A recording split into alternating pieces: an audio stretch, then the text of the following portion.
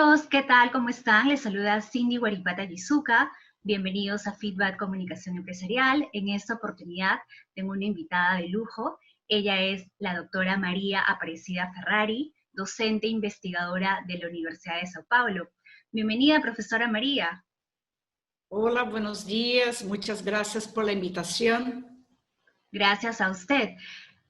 Hoy vamos a hablar de un tema que es muy importante y que todos deberíamos conocer, cómo es la gestión de las relaciones públicas. Y precisamente la profesora María Ferrari nos va a ayudar y nos va a despejar algunas dudas. Profesora, cuando hablamos de las relaciones públicas, tenemos conocimiento de que tiene un rigor teórico y práctico.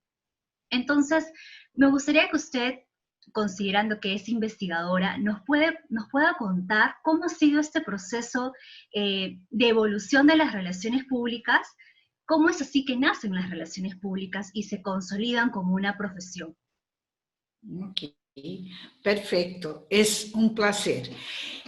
Bueno, las relaciones públicas como actividad profesional nace en los Estados Unidos y nace en un momento de una contingencia porque eso empezó a fines del siglo XIX, alrededor de 1880, cuando empezaron a haber huelgas de trabajadores en empresas norteamericanas. Y los dueños de los negocios, los dueños de las empresas, no tenían considerado averiguar por qué la gente estaba en huelga, ¿no? Decían muchos de ellos que las personas no querían trabajar o porque eran flojos. Y en ese momento aparece una persona, un periodista llamado Ivy Lee, y Ivy Lee pasa a ser un consultor de relaciones públicas para estos dueños de empresas, ¿no? Esos ejecutivos. Y la primera lección de Ivy Lee a los dueños de empresa fue: usted tiene que saber por qué la gente está en huelga, cuáles son sus problemas, cuáles son las debilidades del trabajo, para que se pueda identificar el problema y traer una solución. Porque la opinión pública, por lo general, va a estar al lado justamente de los trabajadores. Entonces, en ese minuto, los grandes historiadores de relaciones públicas dicen que así nacen las relaciones públicas dentro de una contingencia, o sea, en una situación de problema que vivía organización y públicos y organización. Por lo tanto, decimos que la cuna de las relaciones públicas son los Estados Unidos. Ahí nacieron las relaciones públicas. Por otro lado, cuando miramos el continente sudamericano, especialmente América Latina, vemos que eso no pasó de esa manera, sino que las relaciones públicas fueron, entre comillas, importadas de los Estados Unidos y de Europa, ¿no? A partir de los años 50 del siglo XX, hay una apertura en la gran mayoría de los países de América Latina y empiezan a llegar las organizaciones extranjeras, ¿no? Norte de Estados Unidos, de Canadá, de países de Europa e inclusive de Asia. Estas empresas, cuando llegan a los países de América Latina, en un primer momento llegan en 3 puntos principales, ¿no? Brasil, Argentina y Uruguay, porque están ahí muy pegaditos, Chile y Colombia, ¿no? Llegan las empresas, se instalan en esos países y como eran empresas de países ya considerados desarrollados, en el organigrama de las empresas había una cajita con el nombre Public Relations o Relaciones Públicas. Y así llega en cada uno de los países esta nueva actividad que era desconocida en América Latina. Entonces, nace no dentro de una contingencia como fue en Estados Unidos, pero nace importada con la llegada de las empresas extranjeras que vienen para los distintos países de América Latina. Y una cosa muy importante que hay que destacar, Cindy, es que por el modelo de colonización que América Latina tuvo con los españoles y con los portugueses, nos fue a lo largo del tiempo siempre muy fuerte el vínculo de nuestros países con los países del hemisferio norte. ¿Qué quiero decir? Que siempre mirábamos los países del hemisferio norte como países más desarrollados, con los mejores productos, con los mejores servicios. Entonces o todavía es común que la gente va a Europa a comprar perfume en Francia, comprar telas en Inglaterra para ropa, o que la gente va a Estados Unidos, comprar el ajuar del bebé que va a nacer. ¿Por qué? Porque hay todavía en las sociedades latinoamericanas esa noción de que todo lo que viene de afuera es mejor de lo que nosotros producimos en estos países. Y eso pasó con las relaciones públicas, porque llegan esas empresas y nosotros empezamos a copiar los modelos de práctica de relaciones públicas que ellos desarrollaban en sus países, en sus sedes, en la matriz de las organizaciones, ¿no? Entonces, es muy común hasta los días de hoy una serie de palabras, nomenclaturas, que utilizamos directamente del inglés, ¿no? Hablamos del newsletter, el feedback, el open house, los releases, que son los comunicados de prensa, los stakeholders. Hay un grupo de palabras que pertenece al ámbito de las relaciones públicas y de la comunicación que todavía utilizamos en el idioma inglés, porque eso vino con esas organizaciones que llegaron a los distintos países de América Latina. Y así, y de esa manera empieza, por decir, la práctica de las relaciones públicas en América Latina. Entonces, desde el surgimiento en los Estados Unidos de las relaciones públicas y la situación que se puede haber vivido en Europa y en Latinoamérica, es ahí donde existe esa teoría también de las escuelas de relaciones públicas, la escuela latinoamericana, la escuela europea, la escuela norteamericana, y en este caso las características y el enfoque que cada una de ellas representa. Hoy en día, la corriente europea de relaciones públicas es considerada la corriente crítica, ¿no?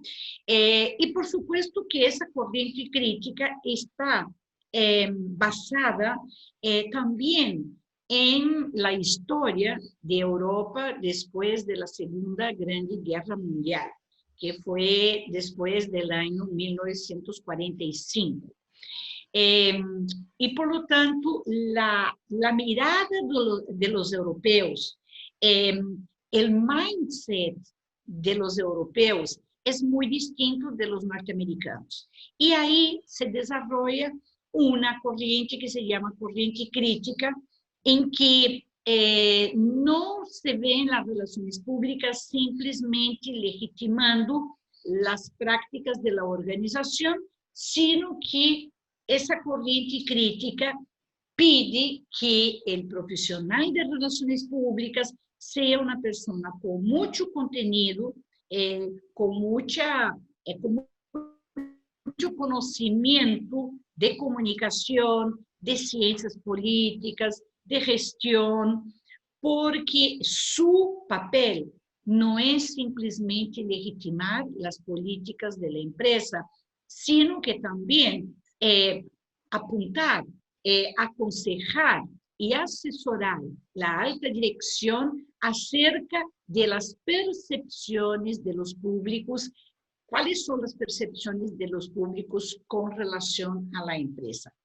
Y es una visión muy crítica de las relaciones públicas, principalmente en ese momento, ya avanzando un poco, cuando hablamos tanto del tema de la diversidad cultural, ¿no? Y de la diversidad mediante las dimensiones de la diversidad, ¿no? La diversidad de género, la diversidad racial, la diversidad étnica, la diversidad de personas con discapacidad, por ejemplo, que lo que está pasando hoy en día es que muchas empresas se ponen el rótulo, se ponen la marca, que son empresas que apoyan la diversidad, pero cuando uno analiza profundamente esas organizaciones, no hay ninguna diversidad en sus procesos, en sus políticas, en sus planes de crecimiento humano dentro de las organizaciones. Entonces, esa visión crítica es la visión que siempre va a estar asesorando la empresa para que la empresa no cometa, no caiga en errores, por ejemplo, de decir que es sustentable, de decir que apoya la diversidad cuando efectivamente eso no ocurre. Entonces, en las corrientes de relaciones públicas van cambiando su perspectiva dependiendo del contexto en que están, donde la actividad está siendo desarrollada. De acuerdo. Eso de alguna manera nos hace entender cuán importantes son las relaciones públicas para las organizaciones. De qué manera, gracias a las relaciones públicas, es que se puede alcanzar estos vínculos a largo plazo con sus diferentes públicos, con sus diferentes grupos de interés. Entonces, considerando que las relaciones públicas han tenido todo un proceso de evolución y ha tenido bastante historia en donde se ha demostrado que efectivamente, ¿no?, en su territorio, en su entorno, ha tenido efectividad. ¿Por qué aún existen, profesora, algunas organizaciones que no cuentan con un área de relaciones públicas y que en lugar de ello tal vez tienen un área en donde tienen esta denominación como imagen institucional, asuntos públicos u otro tipo de denominación en la que indirectamente sí ellos consideran que están haciendo relaciones públicas, pero no lo están haciendo como deberían? Cindy, yo diría que, bueno, hay varias causas, hay inúmeras causas, pero yo diría que la principal es, o fue, ahora no tanto, pero fue a principios de la segunda mitad del siglo XX, la falta de carreras, de la existencia de carreras universitarias de relaciones públicas. Porque siempre ha existido carreras universitarias de periodismo. Sí. Pero en pocos países de América Latina hay carreras universitarias de relaciones públicas. Quizá Brasil sea la excepción del continente suramericano, porque la carrera universitaria de relaciones públicas es creada en 1967 por un gobierno militar. Es increíble porque la gente dice, pero es que las dos cosas no combinan. O sea, ser relaciones públicas no es usual. Es una actividad de democracia, como fue creada por el gobierno militar.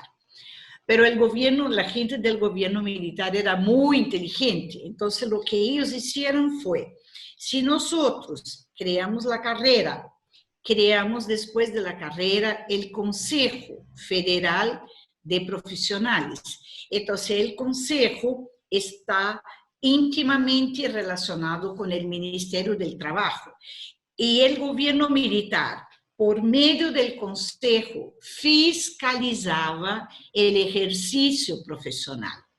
Entonces, de alguna manera, necesitaba crear un mecanismo para poder controlar, como ocurre en todos los gobiernos militares, ¿no? Que eso pasó en Perú, eso pasó en Argentina, en Uruguay, en Brasil, en Chile, que los gobiernos dictatoriales quieren controlar y censurar. Y la forma de censurar, que es una forma muy sutil, sería por medio del Consejo Federal de Profesionales de Relaciones Públicas, ¿no? Entonces, volviendo un poco a tu pregunta, yo creo que la gente, la sociedad no conoce tanto la nomenclatura relaciones públicas, quizá también por el hecho de que no se proliferó, o sea, no hubo una expansión de las carreras en los distintos países de América Latina. Eso se da en Brasil, que crea la profesión y es el primer país del mundo que crea una profesión bajo una ley. El hecho de que en la comprensión de la gente sobre qué es relaciones públicas, qué hace esa actividad y cuál es la importancia de la actividad. Esa utilización de otras nomenclaturas para dar nombre al área de relaciones públicas viene mucho porque también hubo por decir, un brazo de profesionales que por el tema de la propia dictadura militar, donde nuestro ejercicio se limitó muchísimo, la gente lo que hacía eran actividades de ceremonial y protocolo, organización de eventos y comunicación interna, ¿no?